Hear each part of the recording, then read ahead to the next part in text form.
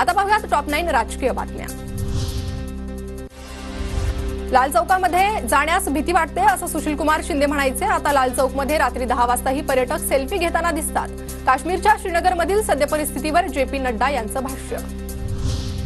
गरिबांसाठी रात्र काढल्यानंतर आमदाराचं कौतुक होतं। श्रीमंत पोरांचे चोचले पुरवण्यासाठी आमदार रात्रभर नोकरासारखे राबले। नाव न घेता जयंत पाटलांची सुनील टिंगरेंवर टीका। उद्धव ठाकरे मुख्यमंत्री बनताच पहिल्याच दिवशी महिलांना 3000 रुपये मिळणार। महालक्ष्मी योजनेबद्दल बोलताना प्रियंका चतुर्वेदींचं वक्तव्य। महाविकास आघाडीचा आत्मा दहशतीचा राधाकृष्ण विखे पाटलांचं विधान। तर विखेंच्या वक्तव्यावर हसावं की रडावं हे कळेना।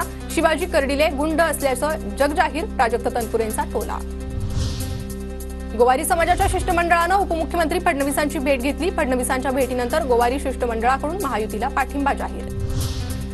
विकास केला असेल तर लोक आशीर्वाद देतील। नांदगाव विधानसभा मतदारसंघ माझा परिवार। सुहास कांदेंचं वक्तव्य। नांदगाव विधानसभा मतदारसंघ भुजबळ कुटुंबावर प्रेम करणारा, कुणाला हरवण्यासाठी किंवा पाडण्यासाठी लढत नाहीये। समीर भुजबळांचं वक्तव्य। शिंदे गटाच्या रवींद्र वायकरांना मोठा दिलासा। वायकरांविरोधातील जोगेश्वरी भूखंड घोटाळा प्रकरण बंद। गुन्हे शाखेनं दाखल केलेला अहवाल गिरगाव महानगर दंडाधिकारी न्यायालयानं स्वीकारला। संभाजी झेंडेंनी अजित पवारांची भेट घेतली। संभाजी झेंडे पुरंदर हवेली मतदारसंघाचे अजित पवार गटाचे उमेदवार।